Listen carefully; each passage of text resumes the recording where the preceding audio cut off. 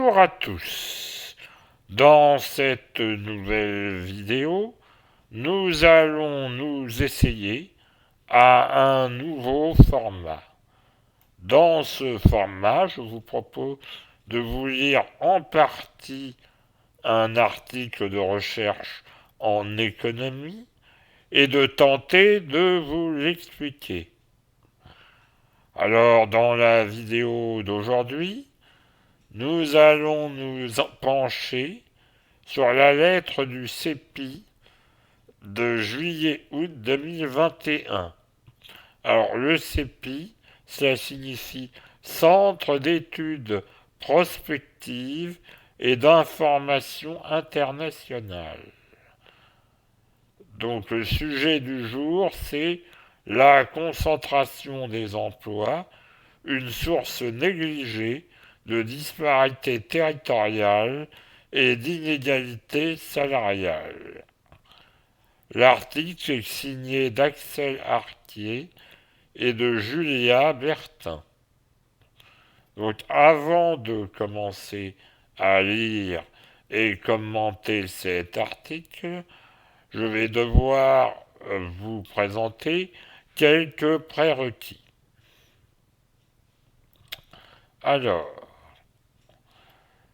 donc, dans cet article, on s'intéresse au marché du travail.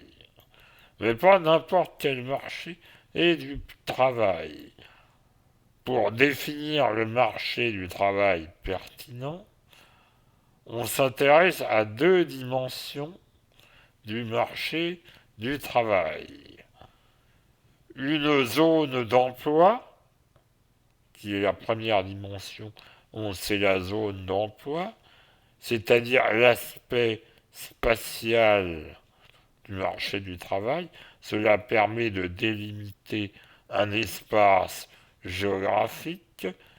Et la deuxième dimension, c'est le secteur économique, ou secteur d'activité, si vous préférez. Et le marché du travail que l'on considère dans cette étude se trouve à l'intersection entre ces deux dimensions. Pour évaluer la concentration de l'emploi dans ce marché du travail, sur ce marché du travail, on va utiliser l'indice d'Erfindal-Hirschman. Alors, je ne vais pas rentrer dans le détail de la définition de cet indice, mais sachez que pour calculer la concentration sur le marché du travail dans cet article, on procède comme suit.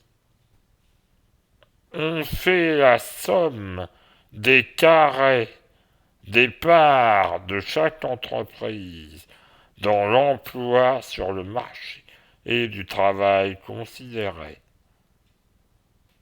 Voilà comment on procède. L'indice obtenu varie entre 0 et 1. Alors, quand il est proche de 0, c'est qu'il y a énormément d'entreprises sur le marché du travail considéré et qu'elles emploient toutes une petite part des salariés présents sur ce marché et du travail. Si l'indice est égal à 1, eh bien c'est qu'une entreprise emploie tous les salariés existants sur le marché du travail déterminé auparavant. On parle de monopsone pur, lorsqu'un seul employeur est présent sur le marché. Concernant ce terme monopsone, je vous renvoie à ma vidéo sur la structure de marché, puisque le marché du travail est un marché, un peu différent certes, mais un marché comme les autres. Nous allons pouvoir commencer à lire cet article. On reviendra sur l'indice dont on vient de parler un peu plus tard en lisant cet article. Donc la concentration des emplois en France est très forte dans l'industrie. Les niveaux de concentration sont très variés entre territoires. Et cela reflète leur exposition à la concurrence internationale. La France est marquée par de très fortes inégalités territoriales, ce qui est le reflet d'un dynamisme économique plus soutenu dans les métropoles, bien davantage que dans les endroits, les zones rurales. La concentration des emplois en France apparaît élevée au regard des référentiels les plus courants, comme ceux utilisés par la Commission européenne ou le département de la justice en Amérique. Ces deux institutions retiennent respectivement un seuil de 0,20 et 0,25, au-delà duquel le marché est, est considéré comme très concentré. Donc là, on parle de l'indice que je vous ai présenté en début de vidéo.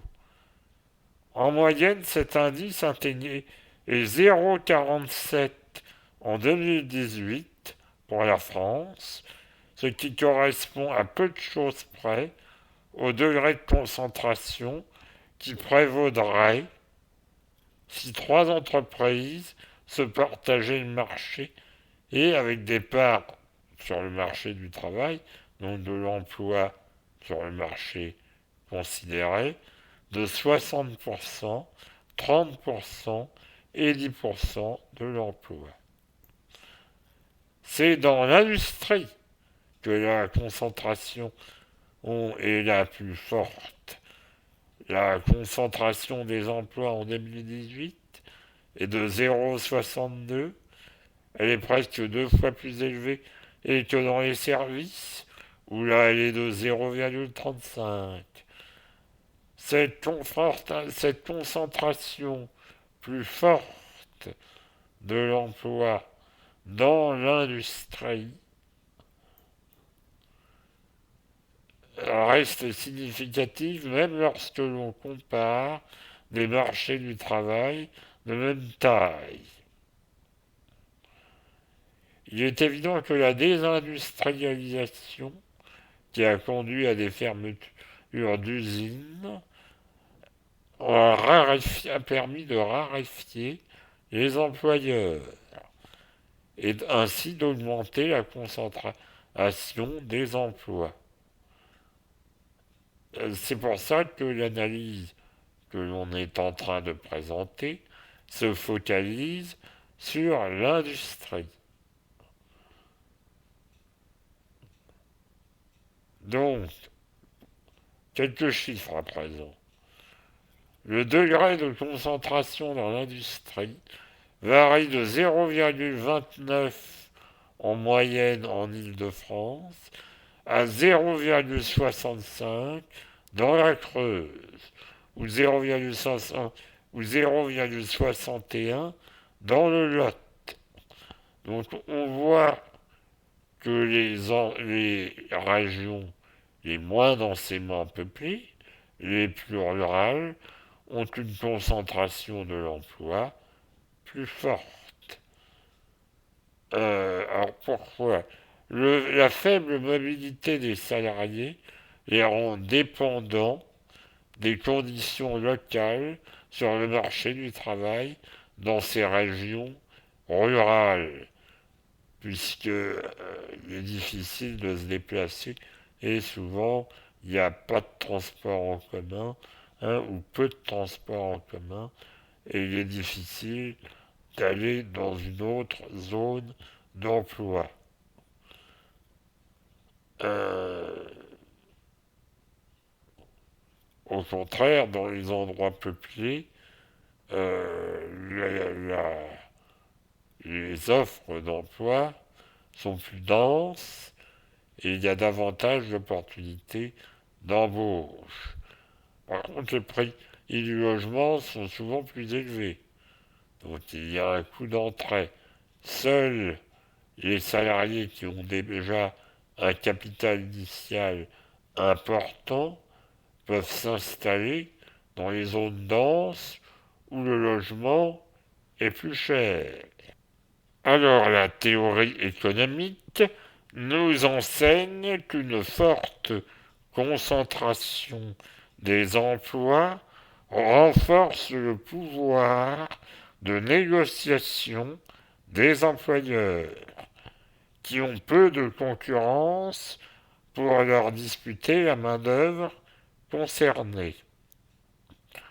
La rareté des alternatives ou le point important de certains employeurs leur confère une position dominante sur le marché du travail. Une étude économique pour l'industrie française entre 1995 et 2018, le salaire moyen serait inférieur de près de 6% dans un marché du travail au niveau de concentration moyen dans l'industrie, 0,62, par rapport à un marché du travail au niveau de concentration moindre, comme dans les services, une moyenne de 0,35. Donc cela signifie que les salaires moyens sont plus faibles dans les marchés du travail à forte concentration que dans les marchés du travail où la concentration est plus faible. Là, on compare l'industrie et les services, car la concentration dans les services est beaucoup plus faible de par le développement de l'économie des services ou la tertiarisation, si vous préférez. Les travailleurs faiblement rémunérés sont ceux qui subissent de plein fouet les effets négatifs de la concentration. Ils sont vulnérables par rapport à ce phénomène. En effet, les inégalités entre les travailleurs les mieux rémunérés et les moins bien rémunérés sont plus importantes dans les secteurs où la concentration de l'emploi est plus forte.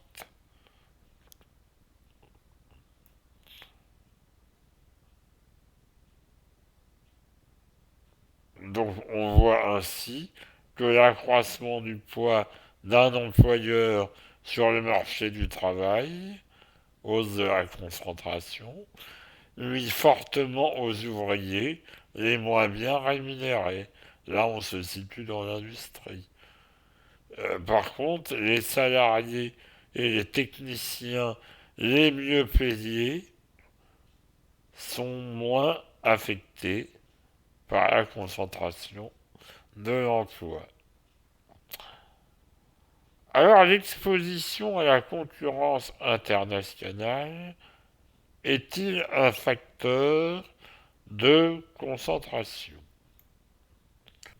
Alors oui, la concurrence internationale a un effet sur la concentration de l'emploi.